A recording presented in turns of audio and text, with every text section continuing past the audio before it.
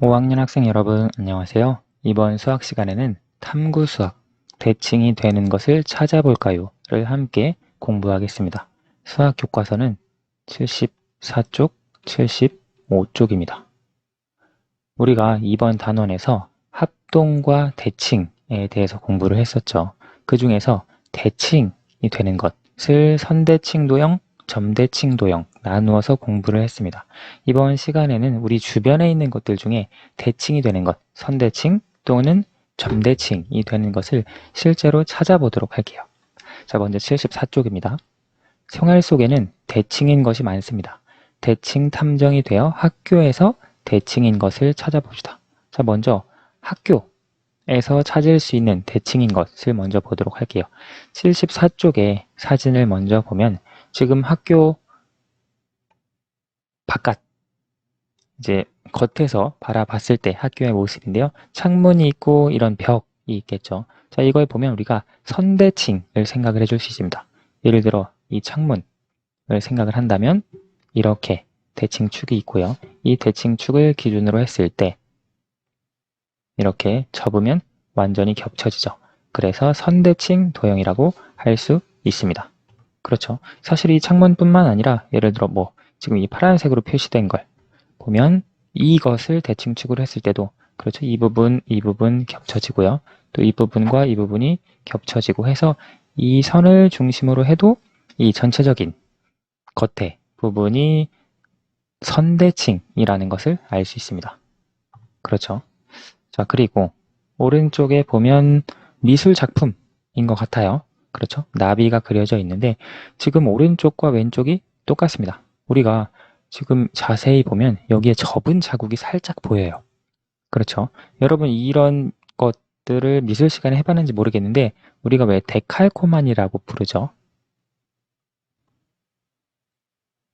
우리가 반 정도만 물감으로 꾸민 다음 나머지 반은 이렇게 접어서 이쪽과 이쪽을 같은 모양으로 만드는 것. 그래서 지금 이걸 보면 이 접은 선을 기준으로 했을 때 대칭입니다. 그렇죠? 그래서 이 그림 역시 선대칭이라고 이야기를 할 수 있어요.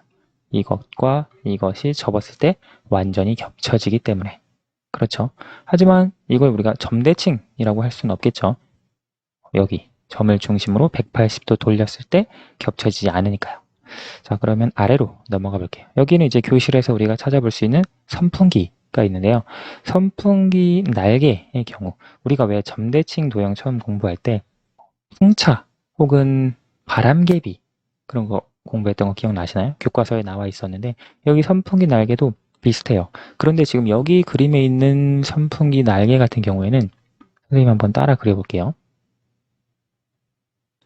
자, 이렇게 그려서 표현할 수 있겠죠? 지금 날개가 3개가 있는 선풍기예요. 그렇죠? 자, 이 선풍기를 180도 돌렸을 때 지금 선생님이 그린 날개와 여기 사진에 있는 날개가 겹쳐지지 않아요. 사진에 있는 날개는 지금 이렇게 그려지죠? 그렇죠? 그래서 겹쳐지지가 않는데 선풍기의 날개가 3개씩 이렇게 있는 경우에는 이걸 우리가 점대칭이라고 하기는 어렵습니다. 왜냐하면 여기 이 선풍기 날개 처음에 그렸던 지금 파란색으로 그렸던 이것은 120도 돌렸을 때 다시 겹쳐지거든요. 그래서 우리가 점대칭 도형은 여기 가운데 점을 중심으로 180도 돌렸을 때 완전히 겹쳐지는 도형, 그걸 우리가 점대칭 도형이라고 했죠. 그래서 이거는 이 선풍기 날개 3개 있는 경우에는 120도 돌렸을 때 완전히 겹쳐지고 240도 돌렸을 때 겹쳐지고 360도 돌렸을 때 겹쳐지고 그래서 120의 배수 각도만큼 돌렸을 때 겹쳐지기 때문에 이건 점대칭 도형이라고 보기는 어려워요. 점대칭 도형은 아닙니다. 그런데 선풍기 중에 혹시 날개가 4개 그려져 있는 선풍기, 선생님이 그림을 잘 못 그려서 이렇게 한번 그려볼게요. 이런 날개 이렇게 있다고 해볼게요. 길쭉한 날개, 선풍기 날개가 이런 식으로 그림 이렇게 그려져 있다고 해볼까요? 네, 이렇게 그려져 있다고 해보면 지금 이걸 180도를 돌렸을 때 이건 어느 정도 그림을 선생님이 잘 못 그려서 그렇지만 이건 날개가 4개 있다면 180도 돌렸을 때 겹쳐집니다. 자, 이 그림 기억해 보세요. 이 그림과 비슷합니다. 선생님 그림을 잘 못 그려서 그렇지만, 그래서 선풍기 날개가 4개 있는 경우에는 이건 점대칭 도형이라고 할 수 있어요. 왜 그러냐면 사실 이 날개, 각각의 날개가 이루는 각도가 90도거든요.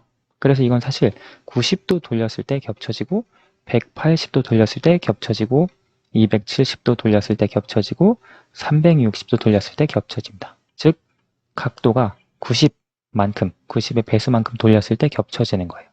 즉 180도 돌렸을 때도 완전히 겹쳐지기 때문에 선풍기 날개가 4개 있는 경우에는 우리가 점대칭이라고 할 수 있습니다. 지금 이건 우리가 점대칭은 아니에요. 자, 그 다음 여기 마지막에 보면 학교에 있는 울타리, 담을 보면 이건 우리가 선대칭이라고 할 수 있겠죠. 잘 보면 그냥 막대 일자 하나 있고, 또 이렇게 되어 있는 거 있고, 또 일자 있고, 또 이렇게 되어 있고, 일자 있고, 이게 반복되죠. 그렇죠. 그래서 이게 반복되니까, 그리고 여기 두꺼운 기둥이 또 하나 있어요. 우리가 이 두꺼운 기둥을 대칭축이라고 하면 이걸 기준으로 접었을 때 이쪽에 있는 부분과 또 이쪽에 있는 부분이 완전히 겹쳐지겠죠. 그래서 이것도 선대칭이라고 우리가 이야기를 할 수 있습니다. 자, 그렇죠. 그러면 우리가 아래로 내려가서 우리 교실에서 대칭인 것을 한번 찾아서 이야기해 보도록 할게요. 선생님 교실에서 찾을 수 있는 대칭. 먼저 선대칭을 생각을 해보면 선생님 눈에 가장 먼저 띄는 칠판이 있습니다.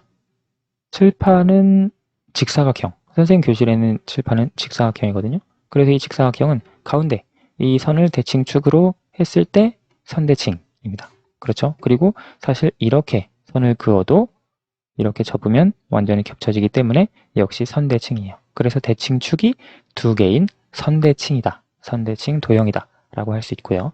교실에서 점대칭인 것을 찾아보세요.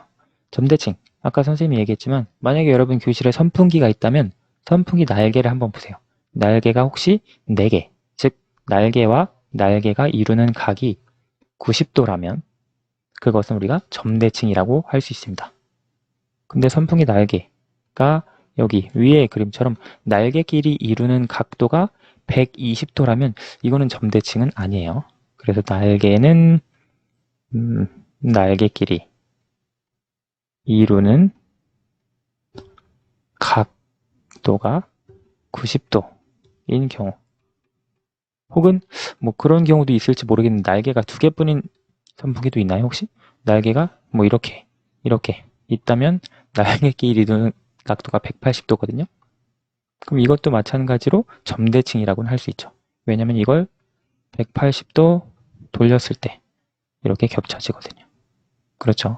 그래서 우리가 선풍기 날개가 점대칭이다 라고 할 수 있고, 또 선생님 책상 위에 있는 모니터 역시 점대칭입니다. 모니터를 우리가 이렇게 화면뿐만 아니라 바닥에 있는 부분까지 이렇게 생각을 하면 이건 점대칭이 안 되고 화면만 생각하면 점대칭이 돼요. 그렇죠? 지금 이걸 가운데로 놓고 180도 돌렸을 때 겹쳐지거든요. 물론 모니터 화면이 있고 아래 이렇게 받침까지 생각을 하면 이거는 점대칭은 아니고 선대칭만 되겠죠. 그렇죠? 왜냐면 이걸 180도 돌리면 겹쳐지지 않죠. 다른 모양이 되죠. 그래서 모니터의 화면이라고 정확하게 얘기할 수 있을까요? 화면은 점대칭. 사실 여기 칠판도 역시 점대칭이라고 할 수 있어요. 그렇죠? 자, 그러면 교실에서 선대칭이면서 점대칭인 것. 사실 이것이 가장 많아요. 선대칭이면서 점대칭인 것. 예를 들어 교실 뒤에 있는 사물함. 선생님 교실에는 사물함이 이렇게 3층으로 이루어져 있거든요.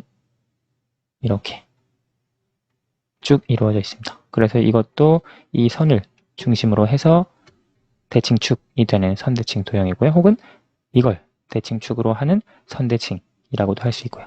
또는 여기 이 점을 중심으로 해서 돌렸을 때 180도 돌리면 겹쳐지기 때문에 점대칭이라고도 할 수 있죠.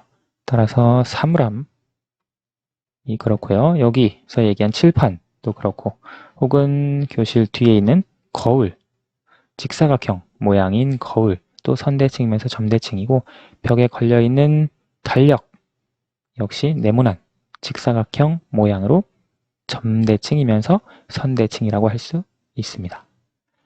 자, 그러면 다음 페이지 넘어가 보도록 할게요. 75쪽입니다. 학교에서 대칭인 것을 찾아봅시다. 모든 친구들과 주어진 시간 동안 대칭인 것을 최대한 많이 찾아보세요. 찾은 것을 사진을 찍고 표에 써보세요. 지금 학교에서 수업을 진행하기 어렵다면 집에서 한번 찾아보세요. 대칭인 것. 지금 여기 아래 보면 점수 기준이 있거든요. 찍은 사진을 보고 대칭의 종류가 무엇인지 여기다가 쓰는 건데 여기 보면 탐정 이름, 대칭인 것, 물건을 쓰는 거고요. 대칭의 종류가 무엇인지, 선대칭인지 점대칭인지 아니면 둘 다인지 하는데 여기에 보면 점수가 조금 특이해요. 선대칭이면서 점대칭인 것은 1점이고요. 자, 보세요. 선대칭이면서 점대칭이 아닌 게 3점. 점대칭이면서 선대칭이 아닌 것은 3점. 즉, 점대칭이나 선대칭 중에 하나에만 해당되는 게 점수가 더 높아요. 선생님이 왜 이럴까 생각을 해봤거든요. 근데 실제로 찾다 보니까 대부분의 도형은 선대칭이면서 점대칭이에요. 선대칭이면서 점대칭이 아닌 것, 점대칭이면서 선대칭이 아닌 것은 찾기가 쉽지 않더라고요. 자, 그래서 여러분도 한번 집에서 여기에 해당하는 것들을 찾아서 써보도록 하세요. 대칭인 물건, 대칭인 종류, 그리고 점수까지. 선생님이 찾은 걸 간단하게 살펴보도록 할게요. 선생님도 교실에서 찾아봤는데요. 대부분 여기 점수 기준에 따라서 보면 1점짜리가 많았어요. 같이 한번 보면 선생님이 찾은 내용. 자, 이건 지금 교실에 책상 그리고 의자거든요. 마찬가지로 이렇게 네모나게 되어 있죠. 그래서 이걸 보면 점대칭이면서 또 선대칭이기도 합니다. 둘 다 해당하는 그런 도형이고요. 두 번째 보면 거울. 선생님이 약간 옆에서 비스듬하게 찍어서 그런데 실제로 이건 직사각형 모양이에요. 여러분 교실에 있는 거울과 비슷할 텐데요. 이것도 마찬가지로 점대칭이면서 선대칭이에요. 자, 다음. 이건 선생님 지금 학습 준비물 보관하는 그런 장입니다. 이 장 역시 점대칭이면서 선대칭이에요. 지금 가운데 있는 이거 있죠. 이 선을 기준으로 이게 바로 대칭축이 되겠죠. 그래서 이건 점대칭이면서 역시 선대칭이 된다는 것을 알 수 있고요. 그리고 시계예요. 시계는 원이죠. 그래서 대칭축이 무수히 많은 선대칭 도형이면서 역시 점대칭 도형입니다. 다음 콘센트. 이것도 선대칭이면서 점대칭이에요. 선생님이 많이 찾긴 찾았는데 선대칭이면서 점대칭이 아닌 것, 점대칭이면서 선대칭이 아닌 것은 교실에서 찾기가 힘들더라고요. 이것도 역시 선대칭이면서 점대칭 도형이 되겠죠. 자, 이건 색종이를 찍는다고 찍었는데 비스듬하게 찍혔는데 원래 색종이 정사각형 모양이죠. 색종이 역시 점대칭이면서 선대칭. 그리고 마지막 리모컨인데요. 마지막 리모컨마저도 점대칭이면서 선대칭이었습니다. 그래서 선생님이 찾은 것을 여기다가 기록을 해보면 사실 다 1점짜리 뿐이었어요. 아까 처음에 뭐였죠? 책상 혹은 뭐 의자 있었고요. 그리고 거울 있었고 시계 있었고요. 그리고 리모컨 마지막에 있었고 그리고 그 사이에 뭐 색종이도 있었고 콘센트도 있었죠. 근데 문제는 전부 다 선대칭이기도 하면서 점대칭이기도 했어요. 그렇죠? 그래서 전부 다 점수는 1점 뿐이었습니다. 선생님이 점대칭이면서 선대칭이 아닌 선풍기를 찾으려고 했는데 선생님 교실에는 선풍기가 없어서 사진을 찍지 못했습니다. 그래서 이렇게 점수, 선생님의 점수는 5점. 아마 여러분이 선생님보다 더 높은 점수로 선대칭과 점대칭을 찾을 수 있을 거예요. 찾은 것이 있다면 댓글로 적어주면 선생님이 확인을 해보도록 할게요. 자, 그래서 이번 시간까지 해서 3단원 합동과 대칭 내용을 공부해 봤습니다. 다음 시간부터 새로운 단원을 공부해 보도록 할게요. 오늘 수학은 여기까지 하겠습니다. 감사합니다.